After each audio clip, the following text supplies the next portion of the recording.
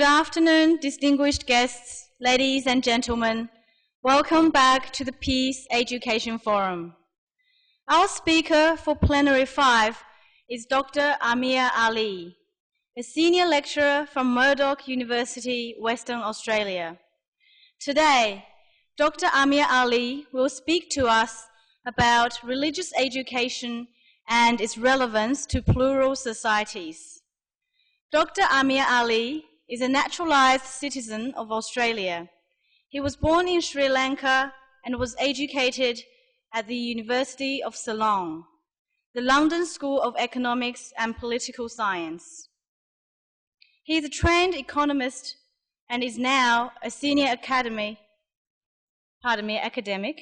at the Murdoch University of Western Australia. Dr. Ali has published dozens of research articles in international journals and presented papers at several international conferences in various parts of the world. He is the author of From Penury to Plenty, Development of Brunei Darussalam from 1906 to present. He is also an associate editor of the Journal of Muslim Minority Affairs. Dr. Ali was appointed by the Howard government as the chairman of the Muslim Community Reference Group and is also an active participant in the international interfaith dialogues.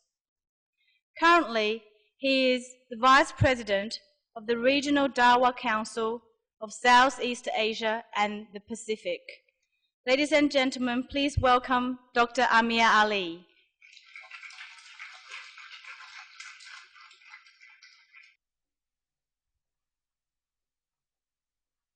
Good afternoon. Assalamu alaikum. May peace be with you. My friends, brothers and sisters of humanity. The topic, I think you all saturated with wonderful ideas for the last 1.5 days. Peace, compassion, justice. I don't want to fill you up with more philosophies and theories here. I want to talk on something which is very practically important in the context of Australia. And to be safe, on the safe side, I will confine myself on Islamic religious education in a plural society like Australia, or call it Islamic religious education in plural Australia. There are two major trends that I want to introduce as introduction to this talk. One is the revival of religion, contrary to what we have been taught and what pundits and journalists have written. We can see that in the last quarter of the 20th century, or from the last quarter of the 20th century, there has been a resurgence of religion in every part of the world. We were told that as a result of the 16th century Enlightenment and the system of nation state we had, where we agreed to separate state from religion, it was assumed that with the increase in the economic development and the spread of affluence, people might relegate religion to just the private sector, private sphere of life. We were told that under materialist philosophy, religion has no place. We were told that religion is the opium of the masses. For 75 years, the former Soviet Union tried its best to allow religion to disappear. For nearly 38 years, under Maoism, it was assumed that religion will disappear from Chinese society. But see what has happened. It is coming out with vengeance. Not only in the Western world, You can, the clear sign in America, the Bible Belt, right through the European countries, to Eastern Europe, Asia, the Mediterranean, Japan, China, religion is coming back to the public arena. That is a fact we have to reckon with. Second trend is this. This morning, Reverend Robert McGuckin was talking about the human movement. I want to add something to that. From the time of Adam or creation of humanity, human beings have been moving. They are moving for 4 major reasons. I call them the 4 big C's, ABC. Conquest, conversion, commerce, and curiosity. Conquest is no more. In fact, Australia was the result of conquest. Conquest is no more a major factor. Conversion is there, but not in a scale that was existing during the colonial times. But commerce, that is the factor that is driving human beings right throughout the world. The best place today to meet your friend is not his home, but the airport. Somewhere he'll be crisscrossing your life. Millions of people are on the move. And they are moving from environment with which they were familiar, a society in which they are used to live, to environments where they are unfamiliar. So they are delocating and relocating in places where they have been forced to get used to. Now this means an important change is taking place in the world. No society can remain exclusive or isolated, assuming that its culture, its religion, its values will remain exclusive. Movement has become a permanent factor in human life. And therefore, every human being, wherever you live, you have been compelled to adapt and be adaptive to new values, new environment, new philosophies, new religions. Therefore, pluralism has become the norm. Australia is a plural society. There's nowhere in the world you will find today just a single religion, single communities, single society is dominating. People are getting settled. You won't know who your next neighbor is tomorrow.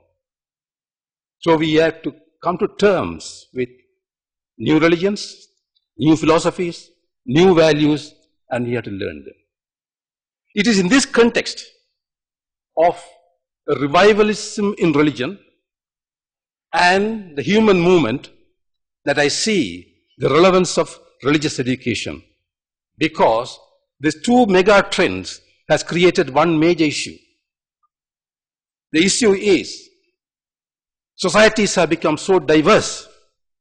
The challenge today is how to manage the diversity. Diversity management is the major challenge in 21st century. It's going to be the major challenge in 21st century in every country. It is in assisting that solution or in searching a solution to that diversity management, religious education can help. That is my argument, main argument. Now, diversity is not something to be afraid of. Diversity is strength.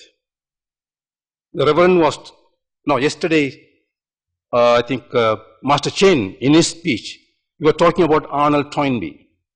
It was the great historian of the 20th century who also said that uniformity is the sign of decay and stagnation. Diversity is the sign of growth and dynamism. So diversity is strength, is not to be afraid of.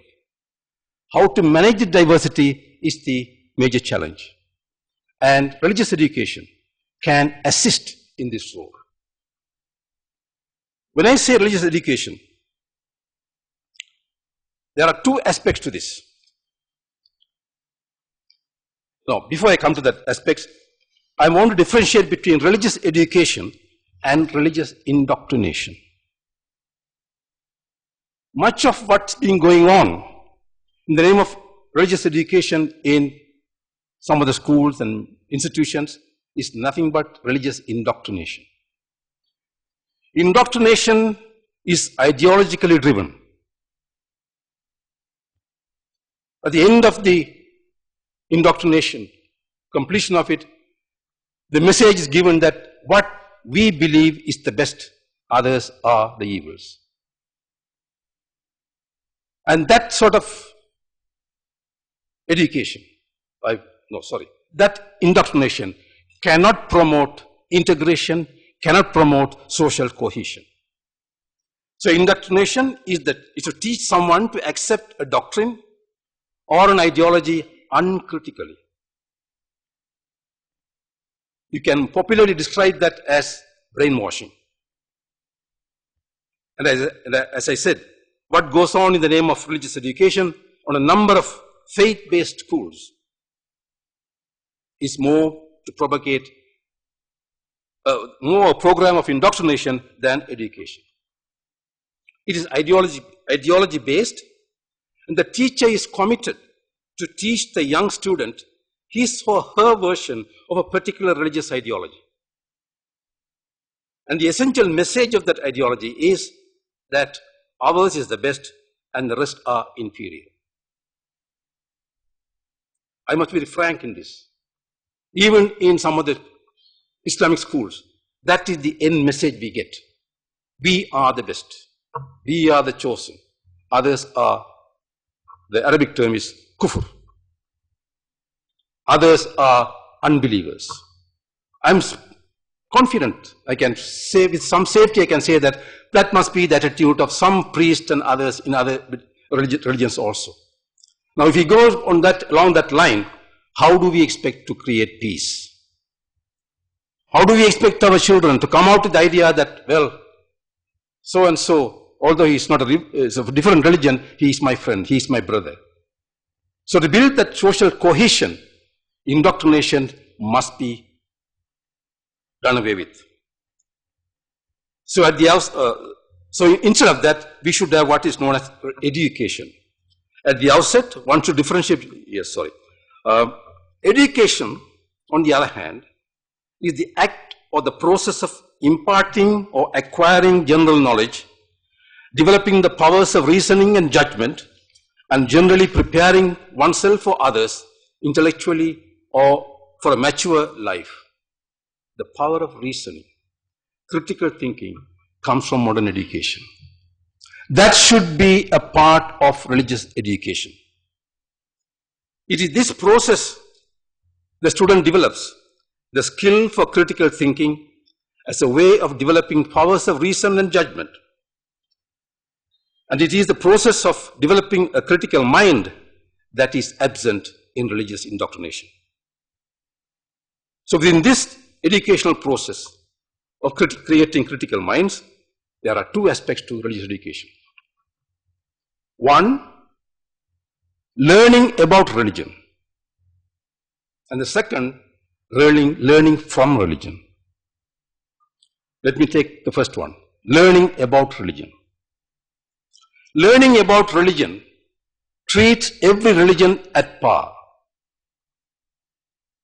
It is important for a young mind, when he comes out of the religious class at the end of 1 year or 2 years, he should have a broad idea of what the other religions also say. If we can create that sort of a democratic thinking in a plural society, that will add to the effort that we are making for social cohesion and integration. In a plural societies like Australia, this branch of religious education, that is learning about religion, becomes all the more imperative because of the need for social cohesion and national integration. The ideology of ours is the best and the rest are inferior, vanishes altogether from this branch of religious education. The second branch is learning from religion. What do we learn from religion? What do we learn from Islam? What do I learn from Christianity? What do we learn from Buddhism and Hinduism? Let's take the example of a Muslim kid in a Muslim school. He learns about Islam. What should he learn? Every religion has certain fundamental ideas about that religion. In Islam, I should know what is obligatory on my part as an individual to satisfy my religious philosophy. So, take the 5 pillars of Islam. The confession of the faith. I confess that there is no God but one God, and the Prophet is the messenger. Second, my prayers. 5 times a day, it is obligatory for me to pray. Third, it is obligatory for me to fast for 30 days during the month of Ramadan. Fourth, from my wealth, from my surplus, it is obligatory that I give at least 2.5% as compulsory charity. Fifth, if I am able, if I can afford, I make the pilgrimage to Mecca at least once in my lifetime. 5 principles or 5 pillars of Islam. Some fanatics and fundamentalists have added a 6th one, which is completely against the Quran, completely against Islam. That is jihad. Is not a pillar of Islam. That's beside the point, but I just want to make it clear. So when I say that the essentials of religion, those are the essentials of religion. We call it fard ain. Fard is obligatory. Ain is what the individual should perform. Now this is essential. As a teacher of religion, must teach the kids to do this. In a Christian school, the Christian priest must teach the Christian kid the essentials of the religion. The catechisms must be taught. So is the Buddhist schools. So in the Hindu schools. Because this kid that I'm teaching is growing in a Muslim family. And we should not expect that kid to be a rebel in that family. First, that kid should be accepted into that family. Outside the family, again, the immediate kith and kin, he grows in that group. His community. So in that community, he should be accepted as a respectable, knowledgeable person in the religion. If not, he is considered as a rebel. He can rebel later. That's the point. I'm talking about the kid. That's the first part of religion, learning from religion. Now from that stage, the second part comes in. Religious education goes beyond the rituals that we are teaching. Where we talk about, the second stage, we talk about the morals, the values of that religion preaches. For example, I don't skip to the script, I just speak from my heart.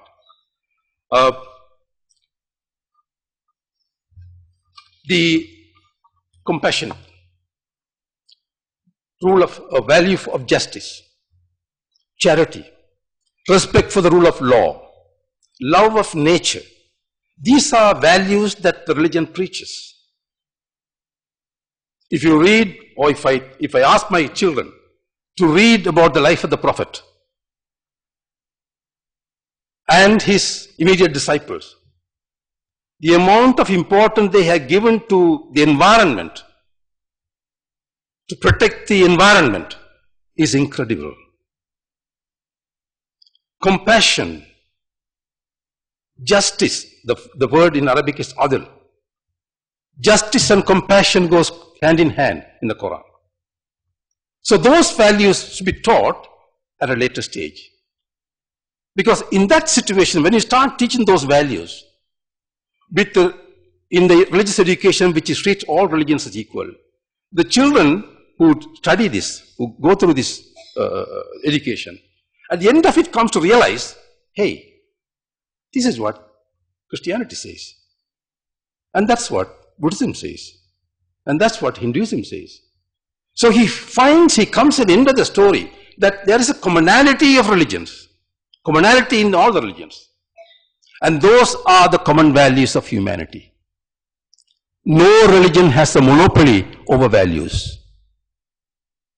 As someone asked in the morning, which religion preaches to be unkind? No religion.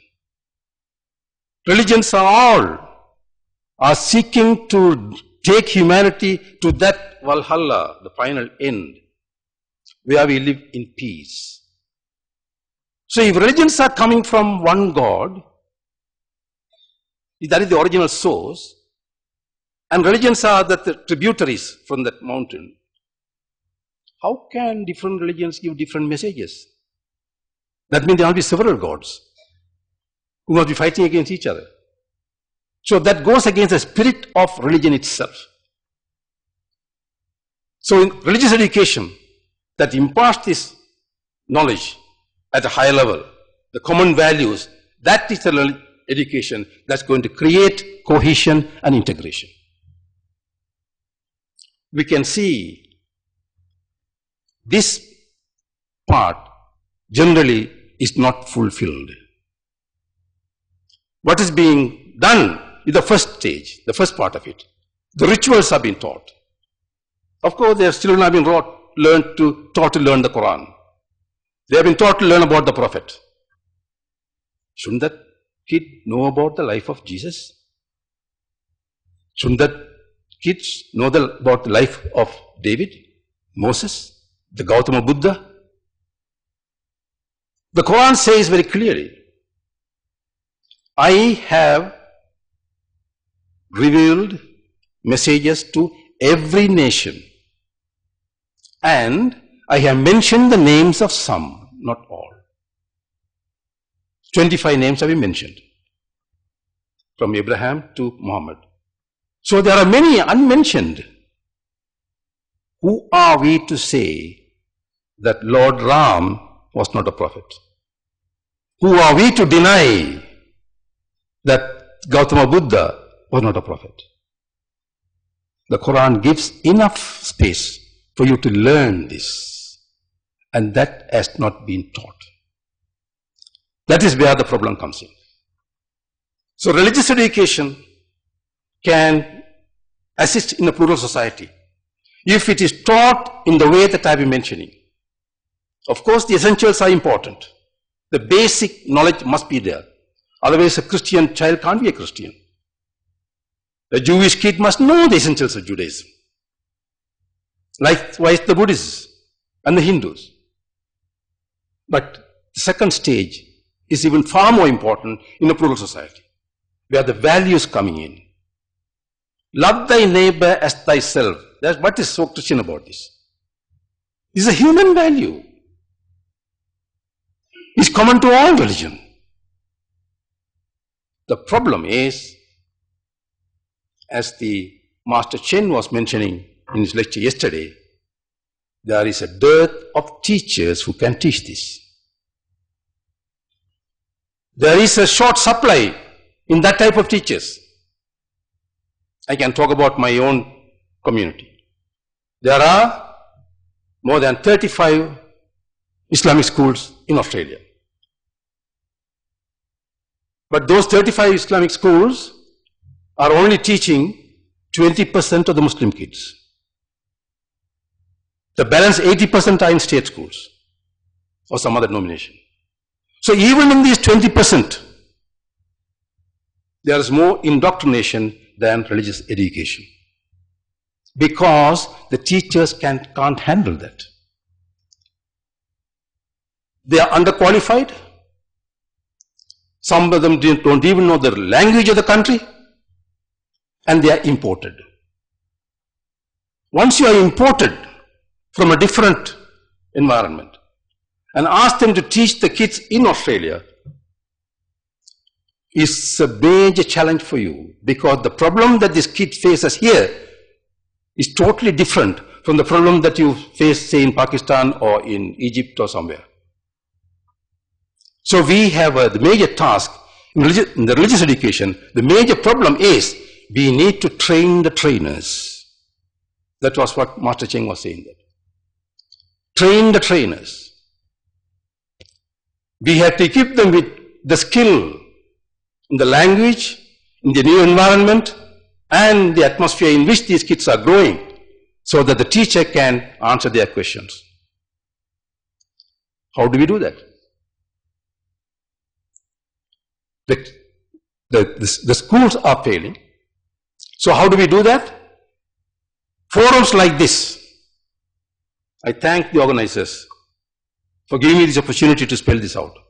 Forum like this can bring the awakening or the realization among the public that there's a need for that sort of training, and bring pressure on the authorities to provide facilities to train the trainers.